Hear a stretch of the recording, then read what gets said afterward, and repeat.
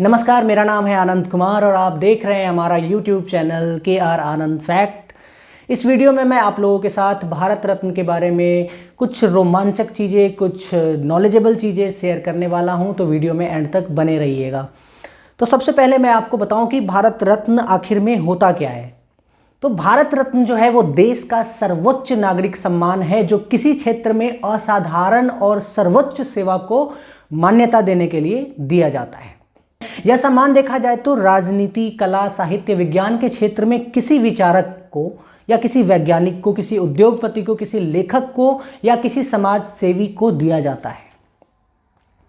भारत रत्न देने की शुरुआत हुई थी, वो दिन था 2 जनवरी 1954। उस दिन के तत्कालीन राष्ट्रपति डॉक्टर राजेंद्र प्रसाद ने इस रत्न को देने की शुरुआत की और इसका सबसे पहला सम्मान स्वतंत्र भारत के पहले गवर्नर जनरल चक्रवर्ती राजगोपालाचारी, पूर्व राष्ट्रपति डॉक्टर सर्वपल्ली राधाकृष्णन और वैज्ञानिक डॉक्टर चंद्रशेखर वेंकट रमन को 1954 में ही दिया गया था। तब से कई लोगों को अपने अपने क्षेत्र में उत्कृष्ट योगदान के लिए यह दिया गया है। 1954 में यह सम्मान केवल जीवित रहते दिया जाता था, लेकिन 1955 में मरणोपरांत यानी मरने के बाद भी भारत रत्न दिए जाने का प्रावधान जोड़ा गया था। अब देखा जाए तो भारत रत्न प्राप्त करने वालों की आधिकारिक घोषणा भारत के राजपत्र में अधिसूचना जारी करके दी जाती है। यह सम्मान हर साल 26 जनवरी को दिया जाता है। 26 जनवरी आने वाला है, इसलिए मैंने सोचा कि आप लोगों तक ये जानकारी पहुंचाता चलूं। अब भारत रत्न चुनने की कुछ प्रक्रियाएं होती हैं, कुछ इसके नियम होते हैं, कुछ कानून होते हैं, वो मैं आपको बताता हूं अभी। अब देखा जाए तो भारत रत्न सम्मान के लिए चुने जाने की प्रक्रिया पद्म पुरस्कार, जो पद्म पुरस्कार मिलते हैं, पद्म भूषण हो गया, पद्म विभूषण हो गया, उन सबसे थोड़ी सी अलग होती है। इसमें भारत के प्रधानमंत्री भारत रत्न के लिए किसी व्यक्ति के नाम की सिफारिश राष्ट्रपति को करते हैं। भारत रत्न के लिए किसी औपचारिक सिफारिश की जरूरत नहीं होती है। कोई भी व्यक्ति किसी भी जाति से हो, कोई भी पेशा हो, किसी भी पद या किसी के लिंग के आधार पर अंतर किए बिना इस पुरस्कार के लिए योग्य माना जा सकता है। एक साल में इस रत्न को, मतलब भारत रत्न को, सिर्फ 3 लोगों तक ही दिए जा सकते हैं। साथ ही ये भी जरूरी नहीं कि हर साल भारत रत्न सम्मान दिया ही जाए, मतलब कि आप किसी क्षेत्र में अगर उत्कृष्ट हो तभी आपको ये सम्मान दिया जाता है, चाहे जिनको भी मिलता है। अभी तक देखा जाए तो जब से इसकी शुरुआत हुई है अब तक कुल 48 लोगों को, 48 लोगों को भारत रत्न सम्मान दिया गया है। आखिरी बार ये सम्मान साल 2019 में समाज सेवा के क्षेत्र में नानाजी देशमुख, उनको मरणोपरांत दिया गया था ये रत्न। कला के क्षेत्र में डॉक्टर भूपेन हजारिका, उनको भी मरणोपरांत दिया गया था। और लोक कार्य के लिए भारत के पूर्व राष्ट्रपति प्रणब मुखर्जी को भारत रत्न से सम्मानित किया गया था 2019 में। अब आपको बताता चलूं कि आखिर में भारत रत्न जो मिलता है लोगों को, उनमें आखिर उनको क्या क्या सुविधाएं मिलती हैं। भारत रत्न पाने वाले जो भी व्यक्ति होते हैं उनको भारत सरकार की ओर से एक प्रमाण पत्र और एक मेडल दिया जाता है। इस सम्मान के साथ कोई भी धनराशि नहीं दी जाती है। तो आप लोग इस भ्रम में नहीं रहिएगा कि भारत रत्न मिलता है तो इतनी धनराशि, लाखों रुपए, करोड़ों रुपए मिलते होंगे, ऐसा कुछ भी नहीं है। यह एक सम्मान होता है। सम्मान में उनको एक प्रमाण पत्र और एक मेडल दिया जाता है। इसे पाने वालों को सरकारी महकमे सुविधाएं मुहैया कराते हैं। ये एक बेनिफिट है। उदाहरण के लिए भारत रत्न पाने वालों को रेलवे की ओर से मुफ्त यात्रा की सुविधा मिलती है। ये बस एकमात्र है, और भी बहुत सारी सुविधाएं मिलती है। अब जो भी भारत रत्न पाने वाले लोग होते हैं उनको अहम सरकारी कार्यक्रमों में शामिल होने के लिए न्योता दिया जाता है, क्योंकि भारत रत्न किनको मिलता है? जो उत्कृष्ट कार्य करते हैं किसी भी क्षेत्र में, उनको मिलता है। तो उनको सरकारी कार्यक्रमों में शामिल होने के लिए स्पेशली उनको इन्विटेशन मिलता है, और सरकार जो है वारंट ऑफ प्रेसिडेंस में उन्हें जगह देती है जिन्हें भारत रत्न मिलता है। अब वारंट ऑफ प्रेसिडेंस क्या है उसके बारे में मैं आपको बताऊंगा अगली वीडियो में। इस वीडियो को अभी आप लाइक कर देना। अब बताता हूं कि जो वारंट ऑफ प्रेसिडेंस होता है उन्हें प्रोटोकॉल में राष्ट्रपति, उपराष्ट्रपति, प्रधानमंत्री, राज्यपाल, पूर्व राष्ट्रपति, उप प्रधानमंत्री, मुख्य न्यायाधीश जो होता है, चीफ जस्टिस जो होते हैं, वो लोकसभा के जो हमारे अध्यक्ष होते हैं, कैबिनेट के जो मंत्री होते हैं, मुख्यमंत्री होते हैं, पूर्व प्रधानमंत्री, और संसद के दोनों सदनों में विपक्ष के जो नेता होते हैं, उनके बाद जो है भारत रत्न वालों को भी जगह मिलती है। अब देखा जाए तो वारंट ऑफ प्रेसिडेंस जो होता है, इसका इस्तेमाल सरकारी कार्यक्रम जो भी होते हैं उनमें वरीयता देने के लिए होता है, यानी आपको उसमें प्राथमिकता देने के लिए वारंट ऑफ प्रेसिडेंस का इस्तेमाल किया जाता है, वारंट ऑफ प्रेसिडेंस। अब राज्य सरकारें जो है भारत रत्न पाने वाली हस्तियों को अपने राज्यों में सुविधाएं उपलब्ध कराती हैं। अब वो सुविधाएं क्या क्या हो सकती है वो बताएंगे आपको। इस सम्मान को अपने नाम से पहले या बाद में जोड़ा नहीं जा सकता है। अगर आपको भारत रत्न मिल गया तो आप नहीं लिख सकते कि भारत रत्न आनंद कुमार, भारत रत्न ये, आप बस क्या क्या कर सकते हैं वो आपको बताता हूँ। हालांकि इसे पाने वाले लोग जो होते हैं वो अपने बायोडेटा या लेटर हेड या विजिटिंग कार्ड जैसी जगहों पे ये लिख सकते हैं, क्या, राष्ट्रपति द्वारा भारत रत्न से सम्मानित या भारत रत्न प्राप्त करता। अब बताता हूं कि भारत रत्न जिनको मिलता है उनका मेडल कैसा होता है। उनका मेडल बहुत ही ज़्यादा सुंदर होता है, उसके बारे में भी बताऊंगा मैं आपको। तो वो मेडल दिखता कैसा है उसके बारे में थोड़ा डिटेल में आपको बताता हूं आज। मेडल में जो है तांबे के जो बने पीपल के पत्ते पर प्लेटिनम का चमकता हुआ एक सूर्य बना हुआ होता है। आप ये वीडियो ये पीछे मैंने साइड में लगा दिया, इसको आप देख सकते हैं। जो पत्ते का किनारा जो होता है वो भी प्लेटिनम का होता है। इसके नीचे चांदी से हिंदी में भारत रत्न लिखा होता है। इसके पीछे की तरफ अशोक स्तंभ के नीचे हिंदी में सत्यमेव जयते लिखा होता है। अब मैं आपको बताता हूं भारत रत्न से जुड़ी हुई कुछ अहम बातें, कुछ रोचक सी बातें। अब वो क्या है एक एक करके मैं आपको बताता हूं। भारत रत्न जो है जीवन काल में या मरणोपरांत दोनों तरह से दिया जाता है। 2013 में पहली बार खेल के क्षेत्र में सर्वोच्च योगदान प्रदर्शन करने के लिए भी भारत रत्न देने का निर्णय लिया गया।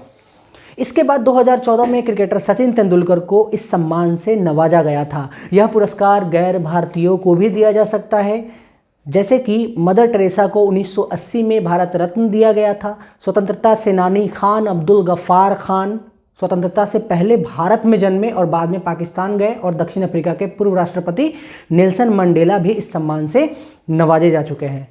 तो ज़रूरी नहीं है कि सिर्फ हमारे देश के लोगों को, हमारे देश के बाहर के लोगों को भी ये दिया जा सकता है। किसी भी एक साल में अधिकतम 3 भारत रत्न दिए जा सकते हैं। इस सम्मान में केवल प्रमाण पत्र और तमगा मेडल मिलता है, कोई धन राशि नहीं मिलती है। जरूरी नहीं है कि भारत रत्न हर वर्ष किसी को भी दिया जाए।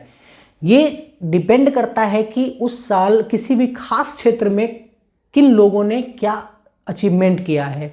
अगर किसी साल कुछ वैसा नहीं होता है तो उस साल भारत रत्न को नहीं दिया जाता है। वो है जैसे 1954 में पहली बार दिया गया था। 1956 देखा जाए अगर तो 1956 में नहीं दिया गया, 1959 में भी नहीं दिया गया, 1960 में भी नहीं दिया गया, 1964 में नहीं दिया गया, 1965 में भी नहीं दिया गया, 1967 में नहीं दिया गया, 68, 69, 70 इनमें भी नहीं दिया गया, फिर 72, 73, 74 इनमें भी नहीं दिया गया, फिर 1977 से लेके 1979 तक किसी को भी भारत रत्न नहीं दिया गया, 1981 में किसी को नहीं दिया गया, 1982 में नहीं दिया गया, फिर 1984 से लेके 1986 यानी ये 3 सालों तक भी किसी को नहीं मिला, फिर 1993 से 1996 तक किसी को नहीं मिला, सन 2000 में भी किसी को नहीं मिला, 2002 से लेके 2008 तक किसी को नहीं मिला, 2010 से लेके 2013 तक भी किसी को नहीं मिला। उसके बाद 2020 से लेकर 22 तक में किसी को भी भारत रत्न नहीं दिया गया था। उम्मीद करते हैं कि इस साल जो है 2023 में कोई ना कोई नॉमिनेशन होगा जिनको भारत रत्न से नवाजा जाएगा। भारत रत्न पुरस्कार को 2 बार निलंबित भी किया जा चुका है। इसके बाद पुरस्कार फिर से शुरू किए गए। भारत रत्न के साथ साथ देश में पद्म पुरस्कार भी देश के सर्वोच्च नागरिक सम्मान के तौर पर दिए जाते हैं। अब पद्म पुरस्कार सम्मान 3 तरह के होते हैं और वो क्या है, पहला है पद्म विभूषण जो असाधारण एवं विशेष सेवा के लिए विशेष लोगों को दिया जाता है। उसके बाद आता है हमारा पद्म भूषण जो उच्च कोटि की विशेष सेवा देने के लिए जाने जाते हैं, उनको पद्म भूषण से सम्मानित किया जाता है। उसके बाद पद्मश्री जो किसी भी क्षेत्र में विशिष्ट सेवा देते हैं उनको पद्मश्री से नवाजा जाता है। इन पुरस्कारों की शुरुआत भी वर्ष 1954 में हुई थी। तब इन्हें पहला वर्ग, दूसरा वर्ग और तीसरा वर्ग कहा जाता था, लेकिन 1955 में नाम बदलकर इसका पद्म विभूषण, पद्म भूषण और पद्मश्री कर दिया गया था। गृह मंत्रालय की वेबसाइट के मुताबिक वर्ष 1978, 1979 और 1993 से 97 को छोड़कर ये पुरस्कार गणतंत्र दिवस के मौके पर हर साल घोषित किए गए हैं। ये पुरस्कार कला, साहित्य एवं शिक्षा, खेल, चिकित्सा, सामाजिक कार्य, विज्ञान, इंजीनियरिंग, सार्वजनिक कार्य, सिविल सेवा, व्यापार और उद्योग आदि क्षेत्रों से जुड़े विशिष्ट कार्य को मान्यता देते हैं। जाति या व्यवसाय, पद या लिंग आधारित भेदभाव के बिना सभी व्यक्ति इन पुरस्कारों के लिए योग्य हो सकते हैं। पद्म पुरस्कार के लिए हर साल 1 मई से 15 सितंबर के बीच नामांकन मंगाए जाते हैं। क्या आपका सपना है पद्मश्री, पद्म भूषण, पद्म विभूषण पाने का? तो इसके लिए आपको किसी न किसी क्षेत्र में उत्कृष्ट कार्य करने होंगे। अभी सभी नामांकन पद्म पुरस्कार समिति के सामने प्रस्तुत किए जाते हैं। इस समिति का गठन हर साल प्रधानमंत्री जी करते हैं। देख लिया, एक लोचा हो गया यहाँ पे। परंतु हमारे देश के जो प्रधानमंत्री हैं वो इस समिति का गठन करते हैं। समिति की सिफारिशें प्रधानमंत्री और राष्ट्रपति के पास मंजूरी के लिए भेजी जाती है। राज्य और केंद्र सरकार के मंत्रालयों, विभाग, मंत्री, मुख्यमंत्री, राज्यपाल, संसद के सदस्य, भारत रत्न और पद्म विभूषण पुरस्कार प्राप्तकर्ता, उत्कृष्ट संस्थान, गैर सरकारी व्यक्ति, निकाय आदि पद्म पुरस्कारों के लिए नामों की सिफारिश कर सकते हैं। जिनको पहले पुरस्कार मिल चुका है वो भी इसके लिए सिफारिश कर सकते हैं। अब एक वर्ष में दिए जाने वाले पुरस्कारों की कुल संख्या, अब मरणोपरांत पुरस्कार और विदेशियों को जो दिए जाने वाले पुरस्कारों को छोड़कर है वो है 120। इससे अधिक नहीं दी जाती है।